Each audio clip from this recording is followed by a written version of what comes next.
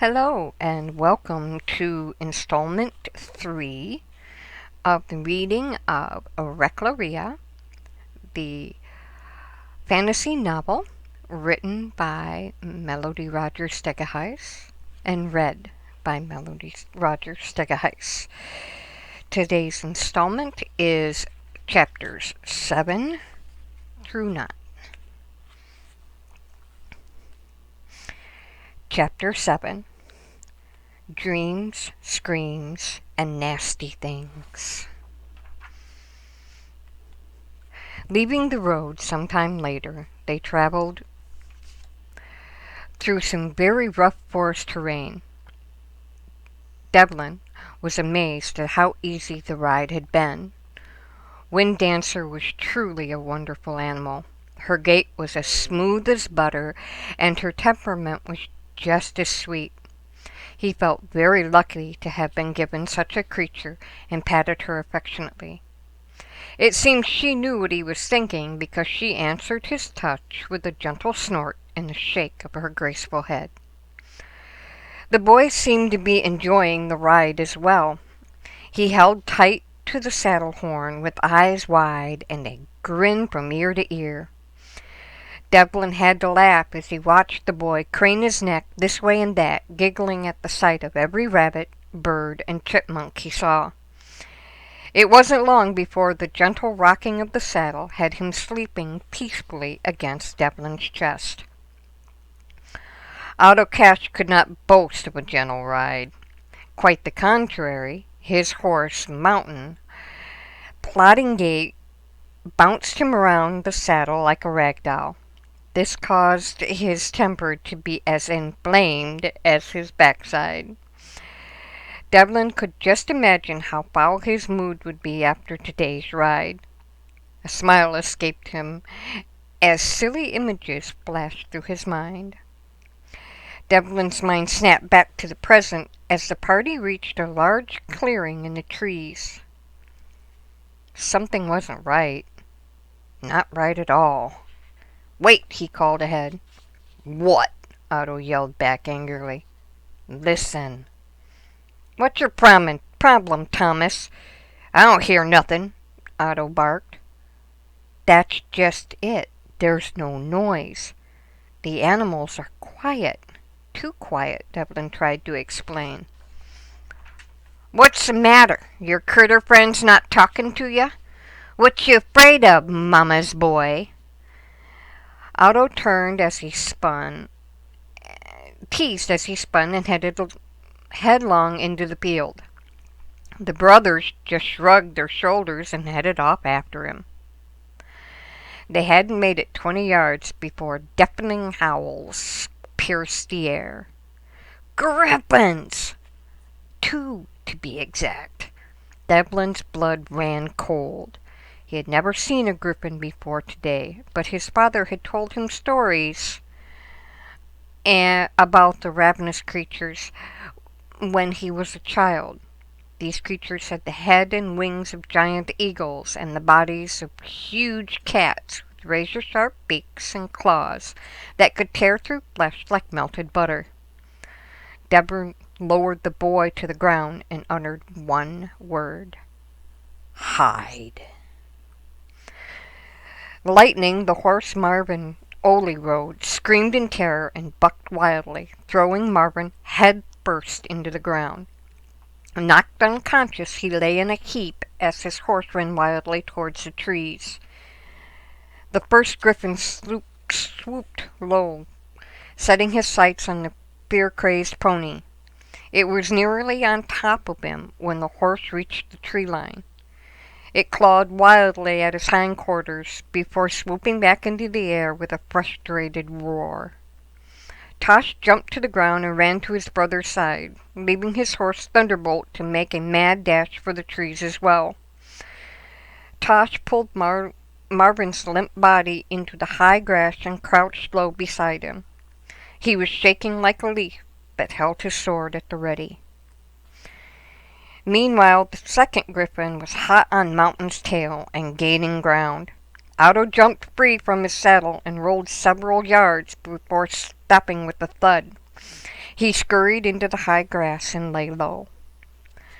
Mountain kicked back wildly, and by some miracle caught the beast right between the eyes with a huge hoof.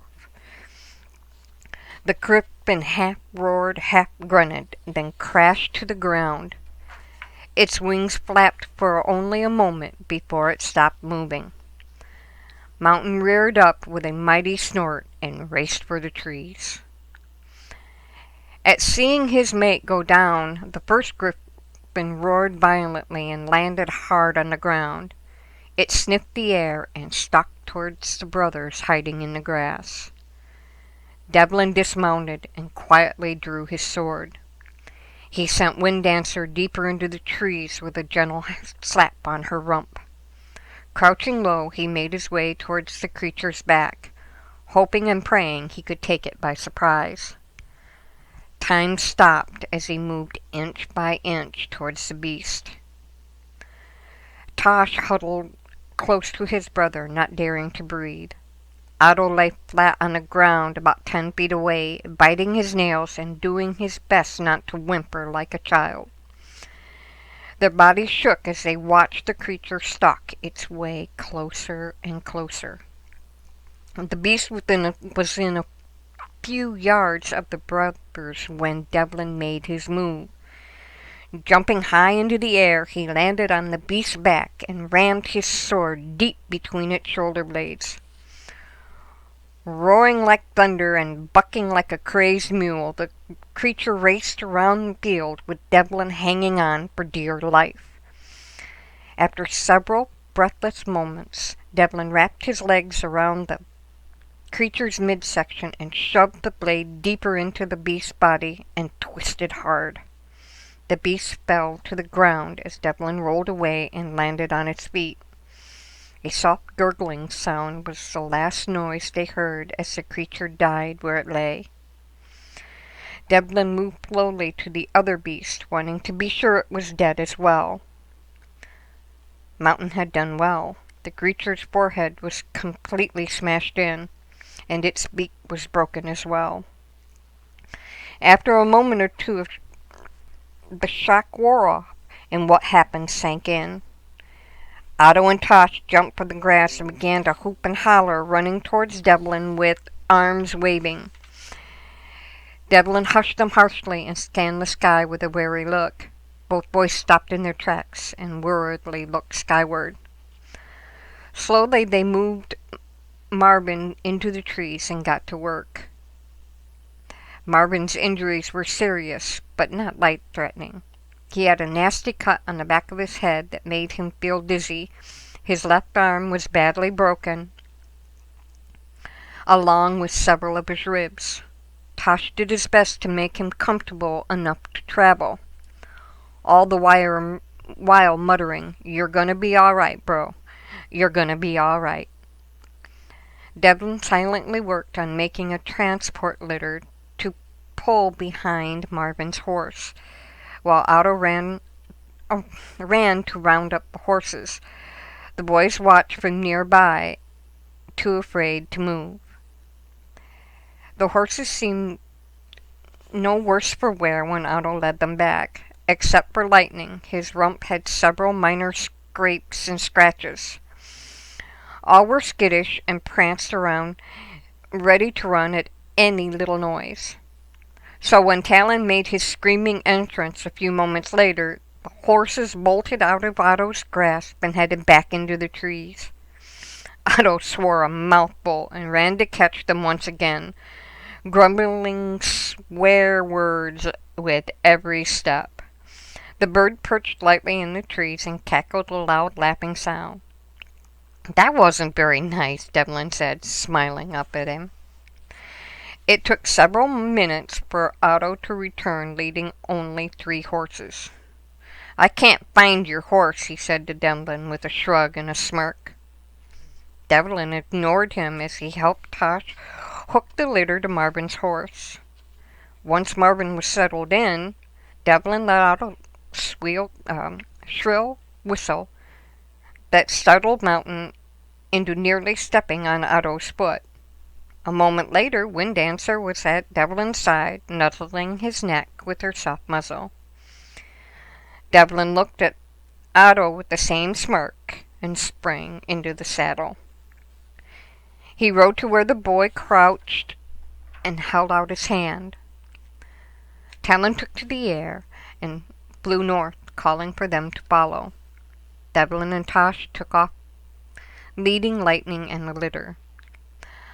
Otto grumbled out loud and kicked Mountain into action, following the rest of the party, all the while scanning the sky. Within several miles they came upon a wooded road and headed east. By the end of the day, they were in sight of a tiny village.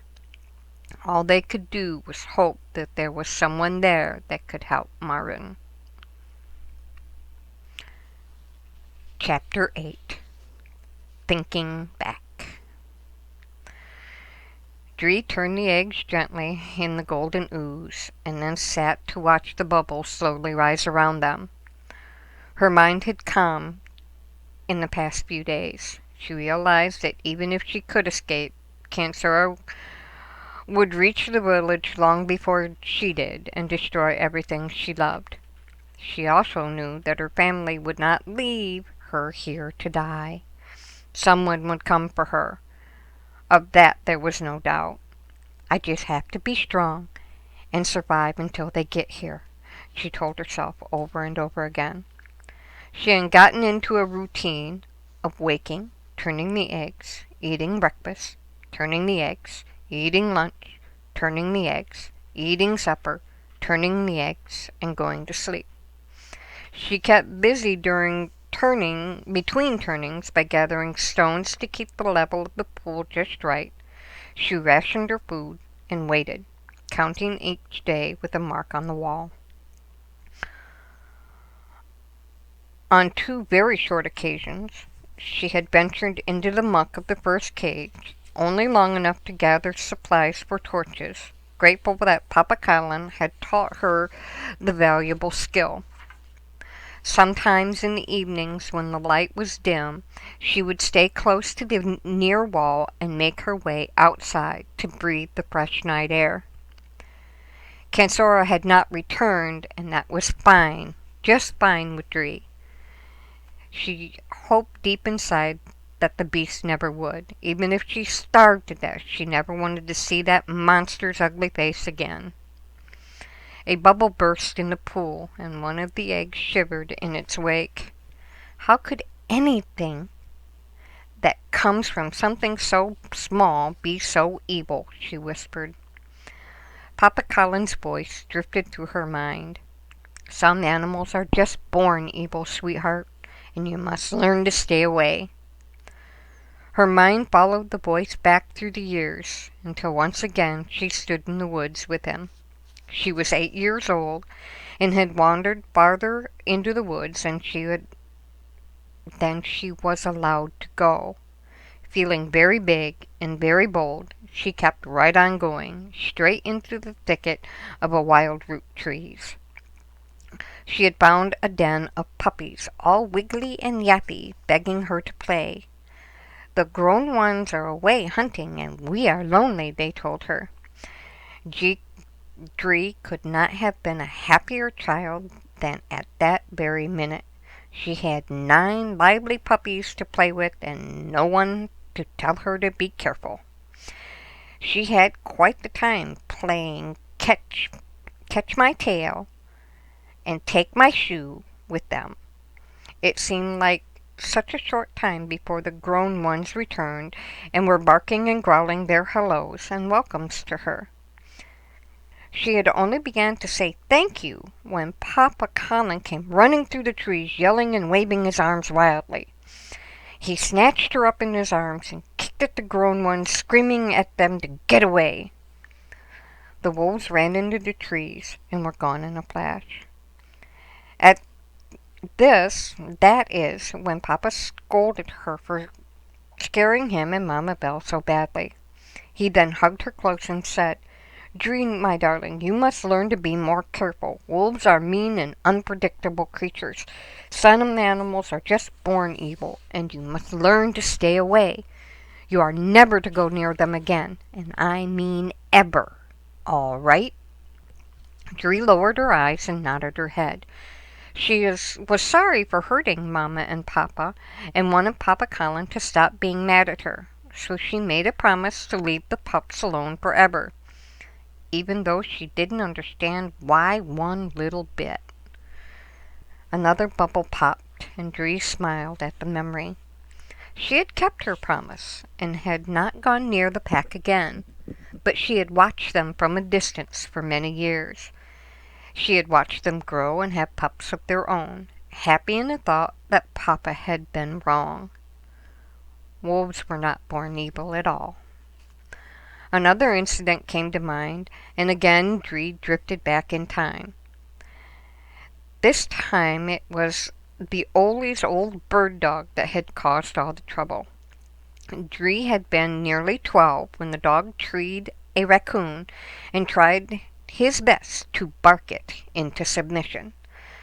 The poor little thing was spitting and hissing for all he was worth, trying to tell the crazy dog to go away.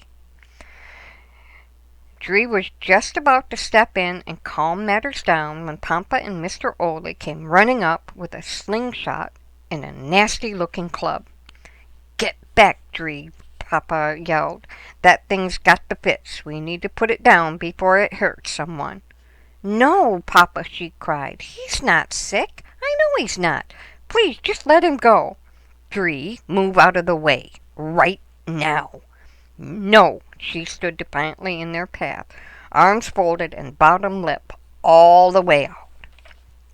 The dog had not left the tree or stopped barking for 1 second. With a quick growl over his shoulder, he whined and ran home. A quick squeak toward the tree, and the raccoon hit the ground and ran straight into the woods. A ripple in the pool brought her back.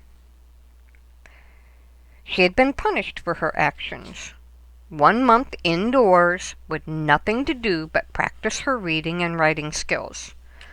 But she had felt that it was a small price to pay for a very valuable life lesson she had learned.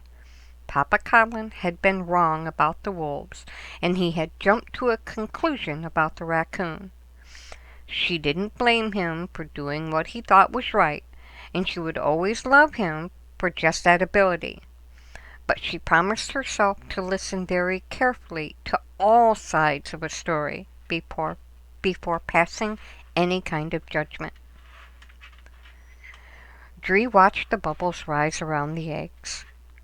If some animals were born evil, then Kansora was indeed one of them.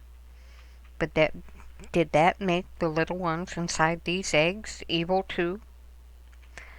At that moment, a large bubble burst into flame, illuminating the contents of one of the eggs. There in the light, Dree saw a tiny dragon face, with a thumb of its front paw stuck firmly in its mouth. Her heart skipped a beat at the sight, and a smile crossed her lips as she whispered softly, "Beware, world, of the terrible, evil, thumb-sucking dragon." Chapter 9. My Boy. "Whoa, Molly girl." The hay wagon creaked to a halt. Old gray eyes scanned the road ahead. "Strangers comin'," the old man called back from the high wagon seat. The young boy seated next to him stood up to look. An older boy, dressed in oversized clothes and a wide-brimmed hat, stepped from behind the wagon, holding a pitchfork. "What is it, Pa?" he asked as he craned his neck to see. "Looks like 3 riders and a pack horse," the old man answered. "Don't look like no one we know." The old mule stamped her foot with an impatient snort as they watched and waited. Devlin was the first to reach the wagon.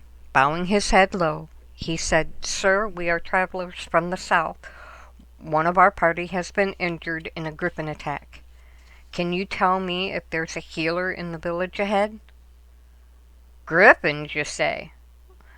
Well, the only healer hereabouts is in Tobin, 30 or so miles from here. But Kay here's got the healing hands." The old man then motioned the older boy forward. "Follow us back to town, and we'll see what we can do." The youth stepped forward and took hold of Lightning's halter, leading him towards the village. "Name's Potts, Alistair Potts. This here's Will," he nodded at the boy next to him. "And that there's Kay," the old man said as he turned the wagon around. The boys gave their names with a respectful nod as they followed the wagon into town. "Welcome to Dahlia, boys," the old man said with a wave of his hand. A small crowd had gathered as the wagon and horses rode along the muddy main street. In the back, a woman danced on tiptoe, craning her neck to see.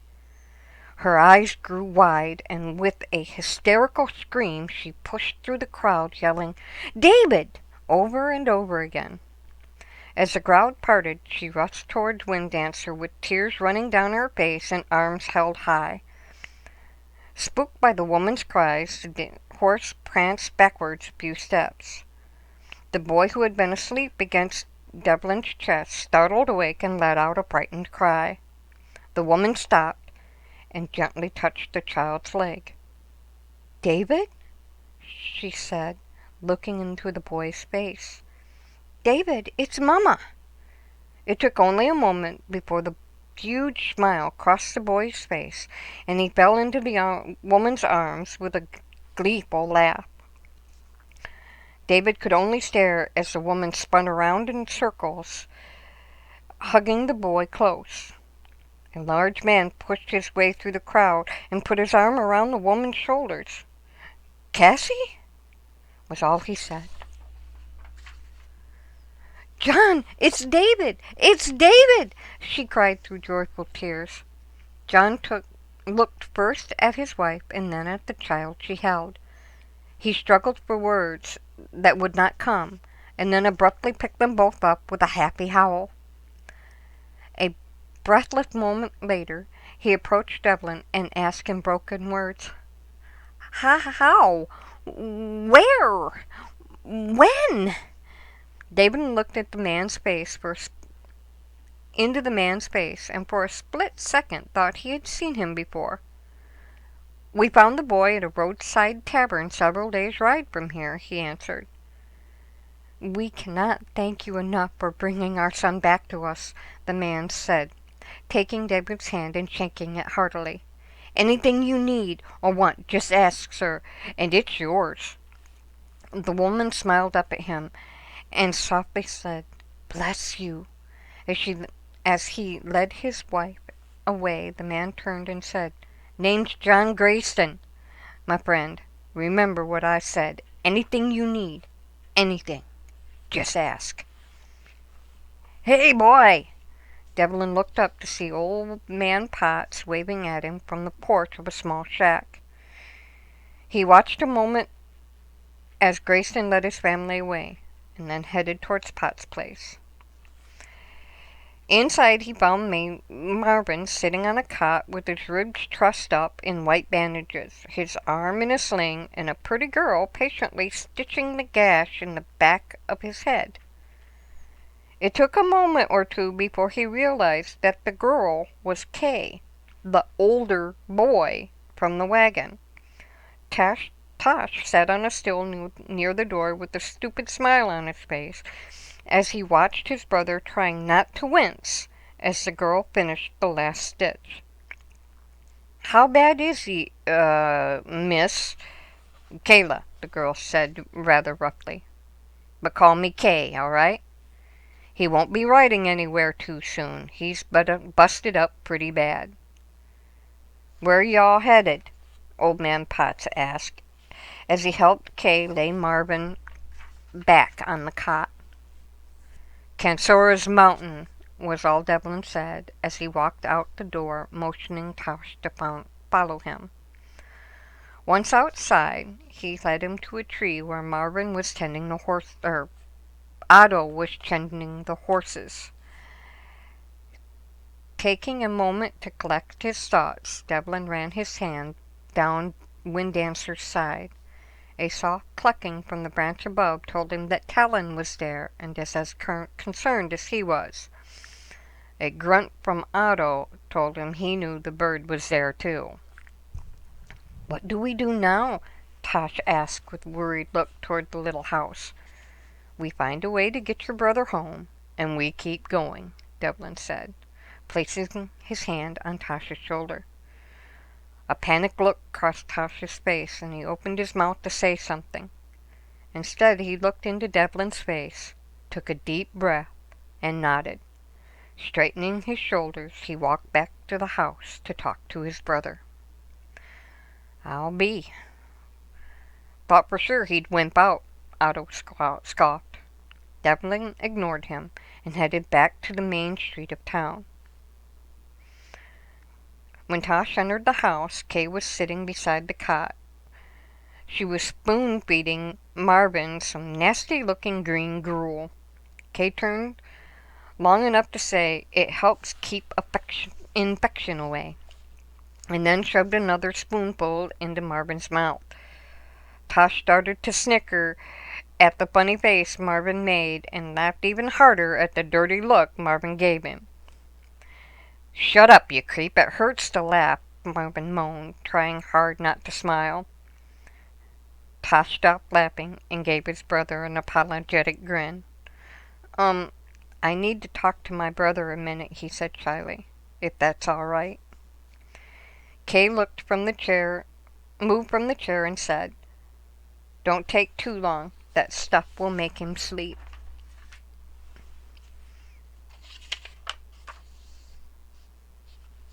Tosh sat down, finding it hard to look at his brother in the face. He did his best to keep his voice steady as he told him that Devlin had gone to find someone to take him home. "He says we have to go on without you," he said, looking down at his feet. Marvin watched his brother fidget in the chair for several minutes, feeling guilty for all the mean things he had done to him over the years. Tosh looked up with fear in his eyes and said, I don't know if I can do it." "Yes, you can," Marvin said seriously. "You saved my life, didn't you?" Tosh started to shake his head when Marvin interrupted. "Yes, you did, Tosh. I came too out in that field. I saw you kneeling over me with your sword ready. You were protecting me, and I ain't seen anything braver. You can help bring Dree home. I know you can." Tosh looked into his brother's face, and for the first time knew he wasn't just messing with him. Marvin was telling the truth. He let out a little grunt. "That stuff must be getting to your head," he said, and grinned. By nightfall the following day, the arrangements were made for Marvin's return home,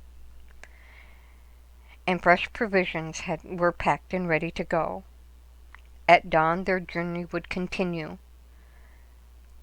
The delays concerned him to no end, but Devlin would not let his hope of finding the girl alive die.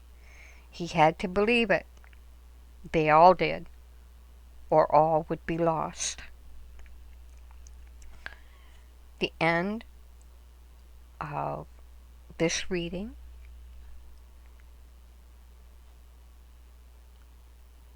Thank you.